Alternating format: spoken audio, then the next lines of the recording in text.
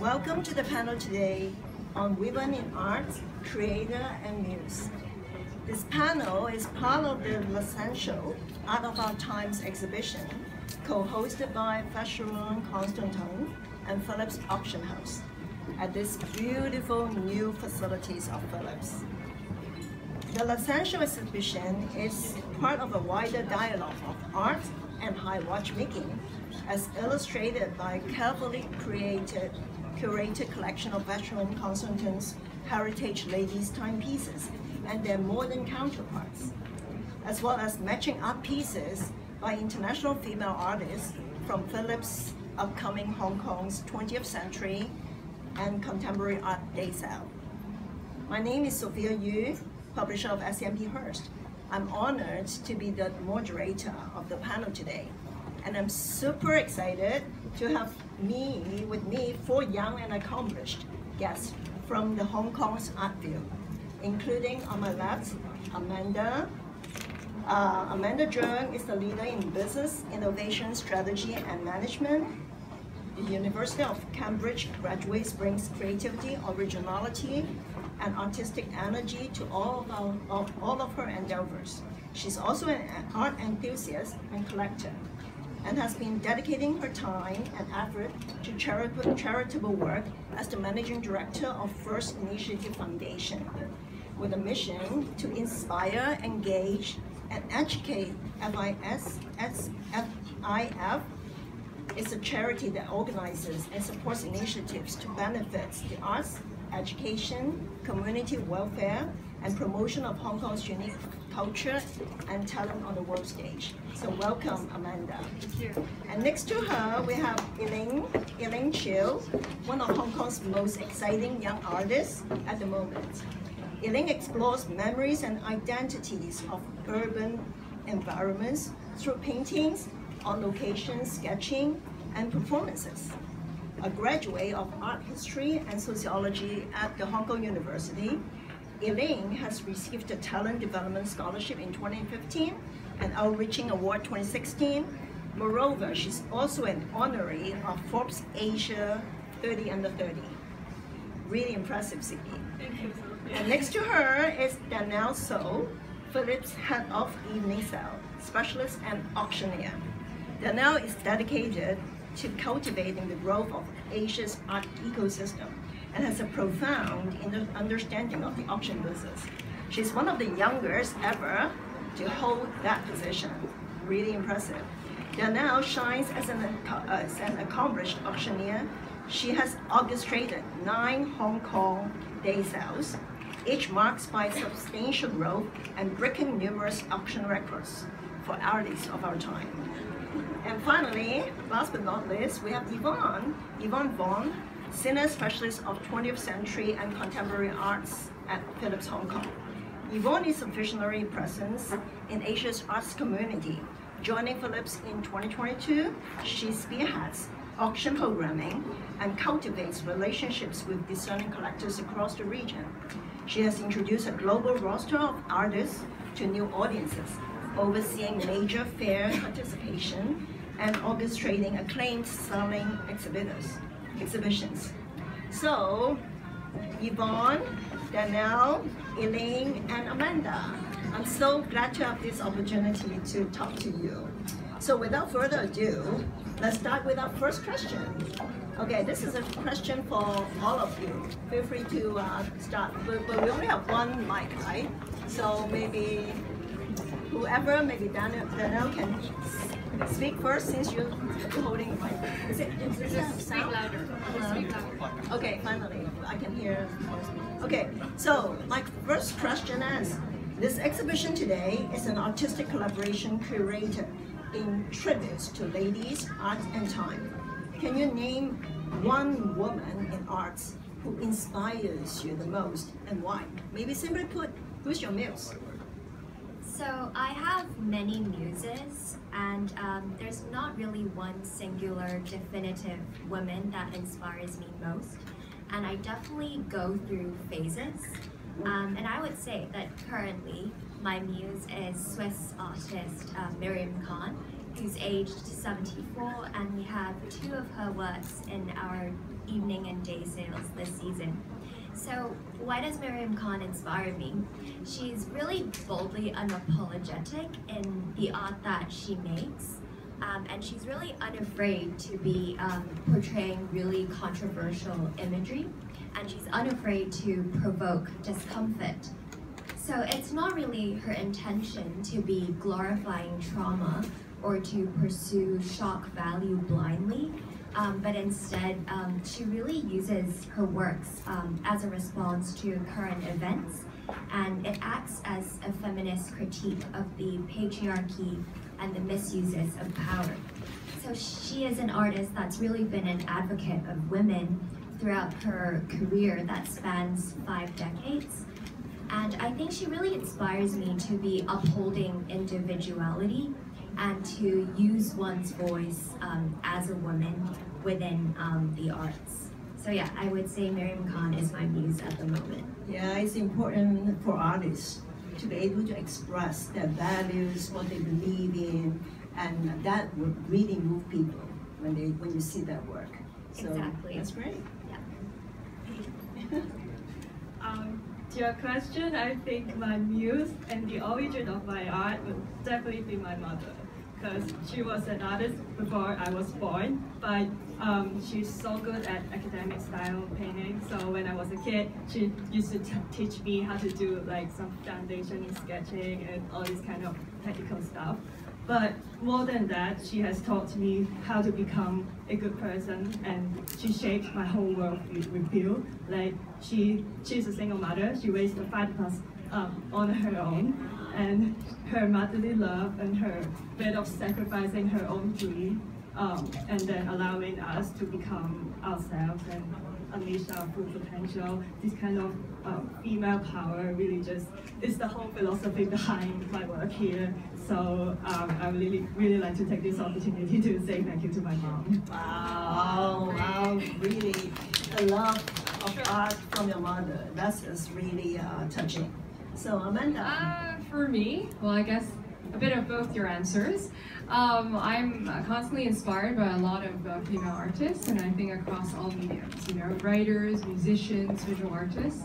To name a few, I guess, you can say Jane Austen, Simone de Beauvoir, Louise Bourgeois, and I think what I admire the most, what they all have in common, is how they could, not only do they have talent, but they could fearlessly express their point of view in times or in worlds where perhaps creative expressions was more restricted for them.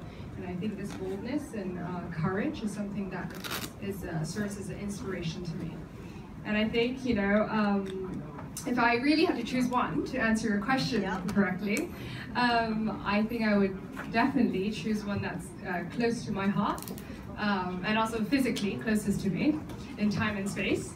And that would be my mother, Michelle Ong, founder of Carnet Jewelry.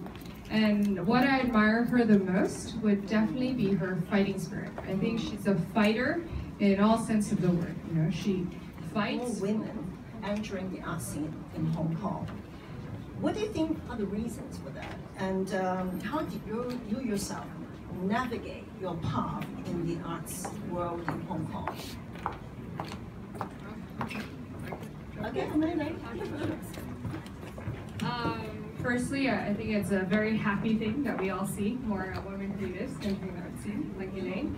I think there are several reasons. So since you had 2 questions, I think that the first one, I have to say, first and foremost, have to give credit to all these amazing female artists, because I think it's really through their talent and also their sheer determination to express their talent against traditional boundaries, outside traditional boundaries, that's made them, being to achieve success. And secondly, I think there are 2 other reasons I would say, and that's both related to my role in the art scene. So the first one I would say is my personal journey as an art collector. I think generally I see a lot more of my peers, the people around me, who are female and also collecting art, you know, for the first time or just starting these few years. And I think this has definitely contributed to more women artists being appreciated, because I think there is more resonance as an audience, and I think art does play a powerful role in connection. So I think really have to thank a lot more of these female collectors. And thirdly, I think that would be, you know, related to my role as a supporter of the arts, and I think I've been very fortunate in these past decades,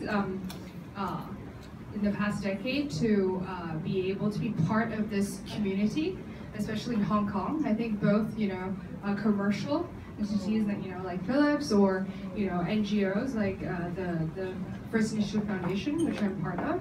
I think everyone played a part in providing opportunities as well as platforms for these female artists to enter. So, few reasons.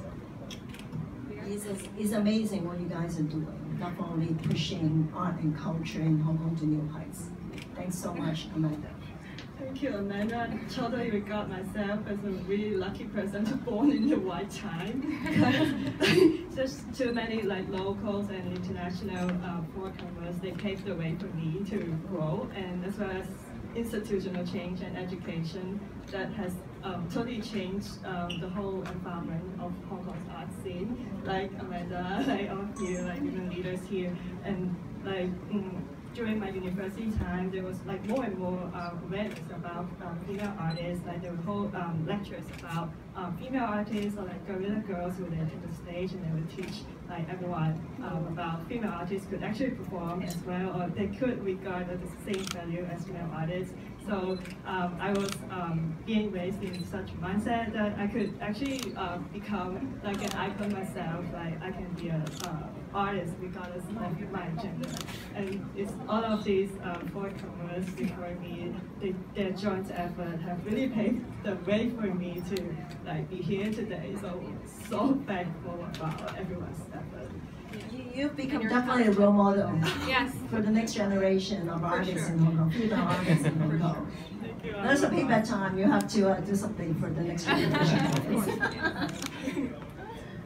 Yes, indeed. And like Elaine, I think I was definitely, again, born at the right time. I've been quite fortunate, really, in navigating the path, being in the art world. And I always it's really essential for young women to be an artist in the art world. That's a really interesting question, because to me it's really difficult to define what is truly artistic or creative in an area. I spent a few years sketching all over Hong Kong's 18 districts, and I find Central Pole Yau Keng Mong district the most interesting. They might not define as some high art, but then I find unlimited resources and inspiration to draw from. Like, for example, there are so many organic or bottom-up cultures that are yet to be discovered, like signboards, traditional calligraphy, or sort of organic architectural structures. They inspire me to do my unique style. So like I draw inspiration from these districts, and then through some great platforms like Phillips, and I can spread the Hong Kongness to the world. So just like this painting, like I construct some Hong Kong buildings, merging some international style. I think for me, it's the localness and international elements they blend together. So yeah, Hong Kong is really the DNA in my work. Yeah, it's great to know, because I think definitely for artists, you draw stimulations and inspirations from like your daily life, and whether you can actually like express yourself through what you've observed is the key of your success, I suppose. So congratulations on your achievement. Cool. So Danielle, as having a more important role in those industries, I think definitely I agree with you that the gap is smaller, but there's still work to be done. So we offer that. All right, so. I think I'm totally feeling what Danielle said, but from an artist's perspective. As a post-90 artist, my growth is like feeling a sense of more and more women empowerment. Like when I was a kid, everyone would just told me, oh no, don't join the art industry. Hong Kong is like a cultural desert. You won't make money, you won't survive. But yeah. Parents would tell kids, oh, you'll be starved to death if you enter the art world. That's what we heard. I've heard so many times. But when I grew older and older, eventually when I got in university, doors just opened up and so many more opportunities like interning at galleries or auction house or even exhibiting with some greater artists. I am feeling more and more empowerment and more opportunity when I'm growing up. So maybe I'm just really so lucky to be at this time. You're definitely born in the right place at the right time. But of course, it's your effort as well, I'm sure. Thank you.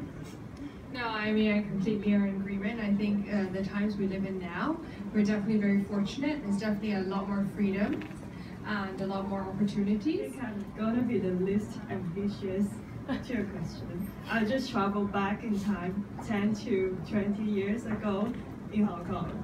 That was the time I was in a primary school or secondary school, and I still remember how I was coming from a local little school, and the teacher would just tell everyone that art is so impractical. It's not a really like a career in Hong Kong.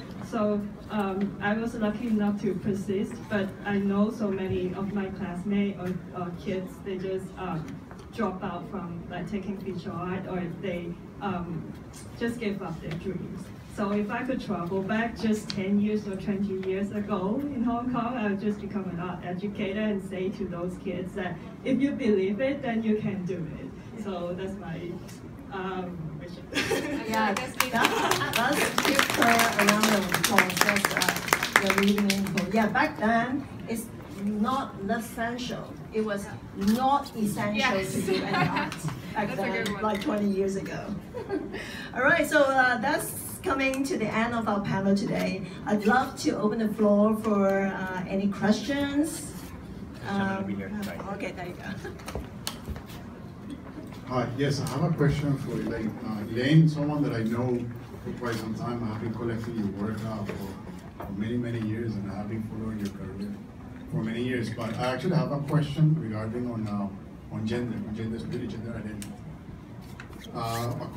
Based on my research, we are in a period what is being called metamodernism, right? Where Gen Zs see this kind of like multiverse, but especially of identity. That makes me, and I see works, for example, I was at Frieze and I saw the works that Lu Yan and many meta-modern artists where they are having a very distinct understanding of gender roles compared to, for example, like Gen Xers or even millennials. So you because what I like about you is your age. I consider you as a Gen Z artist. So I personally, I always find that this tension about gender that we hear is more like boomers and Gen X's, the people kind of like running the world right now, that have this kind of like a rhetoric, like these are the gender roles and then we should have this debate. But I do sense that Gen Z sees the world, they see the world very differently than, so these gender roles are very different. The way that you see it is very different than the way I see it. So perhaps you can share that. How do you translate that into your work? I mean, for example, Mac 2, I do see that dynamic playing in her works. So I wonder how you do it, how you translate that understanding of gender roles, your understanding of gender roles into your work. Thank you, Jacobo. Thank you for supporting my art since so many years ago. And I actually haven't been asked on gender role based on my work, because I obviously depict cityscape, but that's a really good cutting point that I would actually have something to say. Regarding my age, I would actually position myself as the edge of millennials and Gen Z. I'm not that young, but I can still feel the older generation's perception of gender. So I'm actually in between.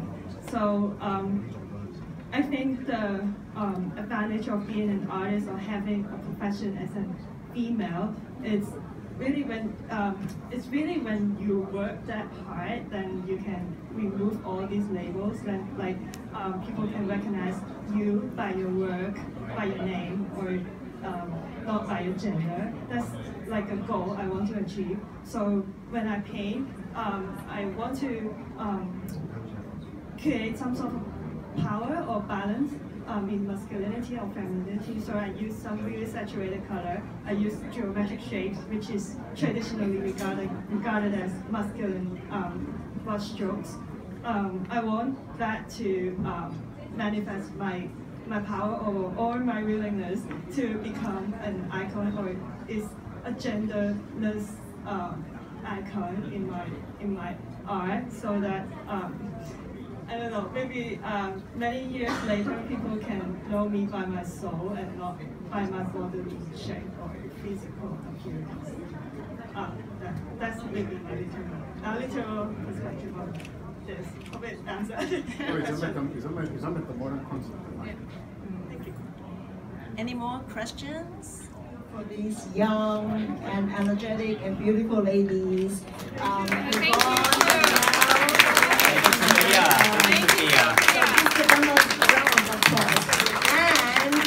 if you haven't had a chance to see the exhibition yet, please don't miss it. It's really great. So thank you so much, and hope to see you again soon. Thank you. Thank you very much. This is the third floor. This is our day sale, and on the ground floor we have our